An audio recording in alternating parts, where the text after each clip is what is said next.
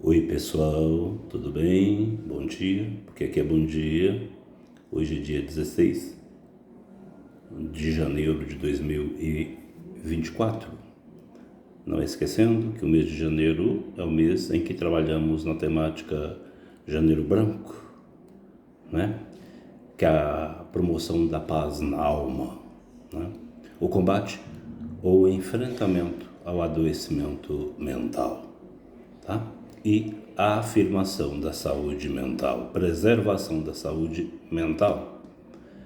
Hoje, neste dia, primeiro, né, bom dia aqui, pode ser aí boa tarde, boa noite, no momento que você estiver vendo este conteúdo, aqui do canal Coisas do Amor, com o psicólogo Carlos Edivan Fonseca, do canal Coisas do Amor.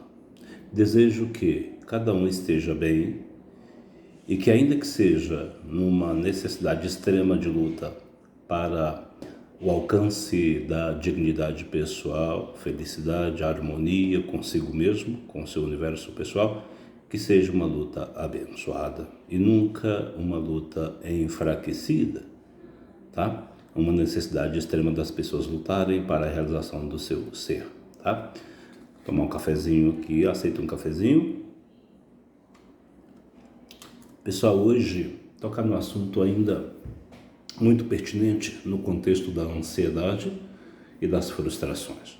Nos dois últimos conteúdos a gente falou sobre dois segredos, né, intensos da ansiedade. Mas hoje eu vou fazer uma pausazinha desses segredos da ansiedade para poder falar especificamente na necessidade de manter firme o foco em se libertar daquilo que impede a sua realização pessoal no sentido de alcance da harmonia e da satisfação, mas acima de tudo da felicidade. Tá? Impedir aquilo que te diminui, impedir ou enfrentar aquilo que te reduz, impedir ou enfrentar aquilo que te frustra, certo? Lembrando que tudo o que vem ao nosso ser, ao nosso encontro, deve ser encarado como um motivador para o sucesso pessoal, um motivador para a libertação daquilo que te reduz, tá? Deve ser um motivador para você encontrar consigo mesma, consigo mesmo, encontrar sua força, sua satisfação em existir, né? E o estímulo em buscar dinâmicas de vida para alimentar esse ser, né, evolutivo, que precisa todo dia renovar suas esperanças, renovar e tomar posse da sua força, né, e da sua vontade em continuar sendo o movedor e ao mesmo tempo o aplicador da sua vivência, tá?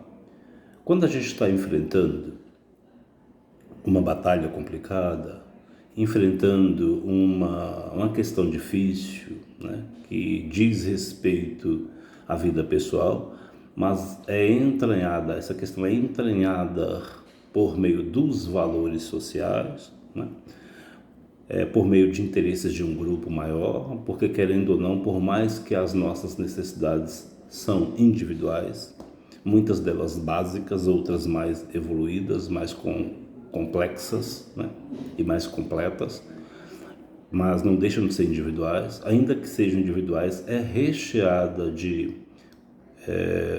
ligação ou de contato com o interesse de um grupo, né? O primeiro grupo é o grupo do qual a gente faz parte na casa da gente, família, grupo familiar. E vem os outros grupos de trabalho, de amigos. Alguns têm grupos de farra, de lazer, de curtição. Outros têm grupos de vidas acadêmicas, né? De vida acadêmica é escolar, faculdade, cursos diversos, né? Cursos profissionais, profissão, né? Trabalho, emprego. Então são diversos grupos que estão no dia a dia entranhando-se na nossa individualidade. E às vezes, preocupado com esses grupos, a gente esquece e diminui ou despreza a nossa individualidade, a nossa propriedade pessoal da existência, que é os nossos interesses, as nossas necessidades básicas, as nossas vontades e os nossos direitos de pessoalidade.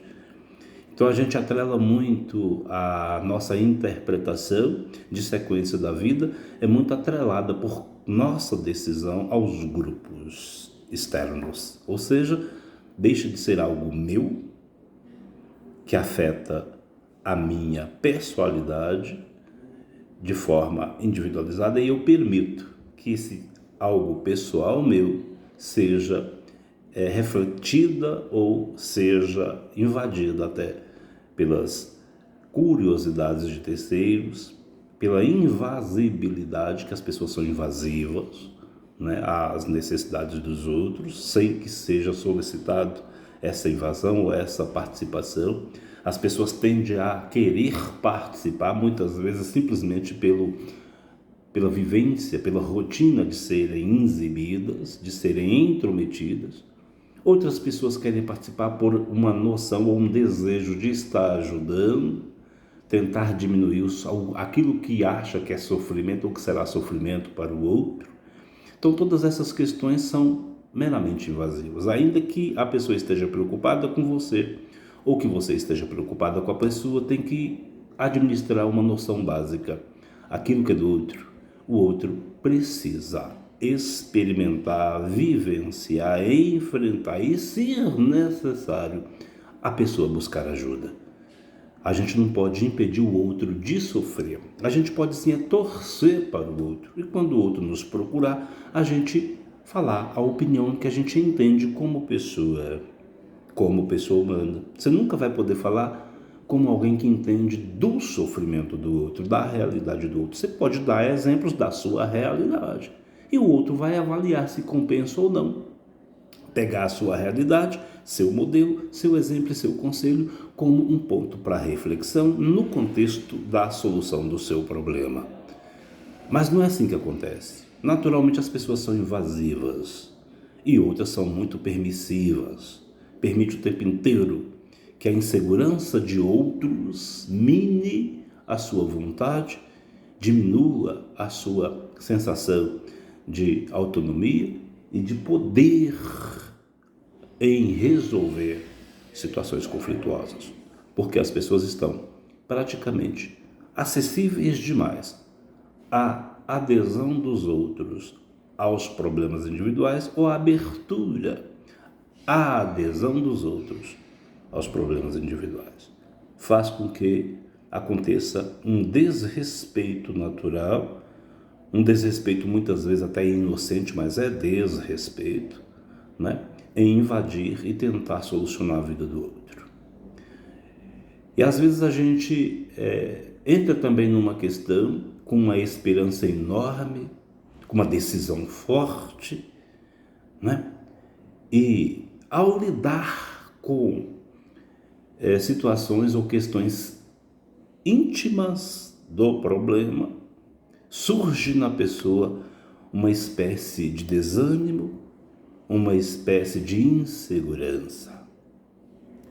Quando a pessoa percebe que a solução do problema é mais séria, é uma coisa mais séria, é uma coisa mais profunda, é uma coisa que vai provocar interferências e influências em outras áreas, vai respingar em outras situações, porque nós somos humanos. E como humanos nós somos pessoa de redes de convivência, redes de atitudes, redes de movimentos. Somos pessoas que têm contato, né, com um agente de saúde, com um enfermeiro, um técnico de enfermagem, um professor, uma professora, um vizinho, uma vizinha, um colega de trabalho, uma colega de trabalho, né, um parente de um colega do filho da gente ou da filha da gente.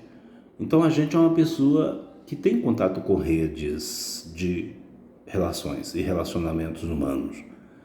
Isso tudo vai interferindo após uma primeira reflexão. A primeira reflexão às vezes vem imbuída de um desejo intenso, de uma crença forte, de uma necessidade extrema e uma força decidida. E quando você começa a entranhar no processo de evolução,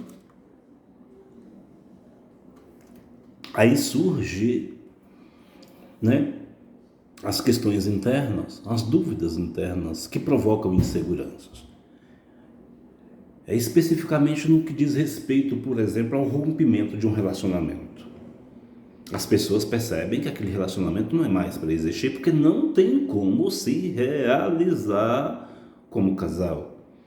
A pessoa sente que ele está sendo um empecilho para o outro, que o outro está sendo um empecilho para si, e os dois nunca terão harmonia, porque já se descobriu que esgotou toda a possibilidade de surgimento de sensibilidades novas, de afeto novo, e mais difícil ainda recuperar os afetos que se apresentaram algum dia. É como se isso tivesse morrido pela raiz. E a pessoa entra numa possibilidade decidida de sanar aquilo que atrapalha na visão dele. E ao começar a mexer com isso, descobre os conflitos internos pessoais que não haviam ainda se manifestado. A insegurança financeira, a insegurança em relação à maternidade, à paternidade dos filhos, dos dependentes, a questão do medo de sentir falta e saudade do comum, do costume, daquilo que é rotina, e começa a vir a insegurança em si mesma, uma falta, uma ausência, uma diminuição da consciência de confiança em si, de confiar no seu sucesso pessoal como pessoa, como profissional, como membro de um grupo social e como uma pessoa que necessita de domicílio, casa, moradia, alimento, o básico para a manutenção da estrutura financeira e material de si mesmo ou do grupo. Então essas coisas tomam uma proporção muito grande na hora da definição ou na hora de pensar em uma definição. Aí vem os primeiros desânimos, os primeiros medos, e sabe, isso é muito bom, essas ocorrências, esses questionamentos, essas dúvidas internas. São um processo, são os componentes de um processo natural, e que se forem bem trabalhados vai evoluir para um fechamento saudável do contexto do problema. Porque se tudo fosse assim intensamente, intensificadamente, automaticamente, funcionaria mais como um processo de mágica. E após um período aí de carência, um luto, depois do problema, começaria a vir as inseguranças e as dúvidas. E se essas inseguranças e dúvidas vierem após um fechamento, encerramento da questão, que é, por exemplo, um encerramento de um relacionamento, se as dúvidas vierem após, vai despertar uma crença de que não deveria ter feito e que o outro é mais importante do que você mesmo e você abriu mão e desperdiçou. Vem um choque mental, emocional, choque de segurança. Por isso que é importante esse conflito surgir antes, para que se trabalhe os conflitos e nos conflitos você administre o seu crescimento de segurança pessoal. Você consiga adquirir, manter e administrar a sua certeza de que você é sua, de que você é seu, de que você é poderoso e poderosa, que você tem a potência de se prosseguir, sem ser refém daquilo do outro, sem ser refém da segurança que o outro garantia, segurança material, segurança de companhia, segurança financeira, uma segurança que vem do outro. Então enfrentar isso com uma verdade é muito saudável, porque assim você vai entender que houve um processo evolutivo e não uma sistemática de mágica.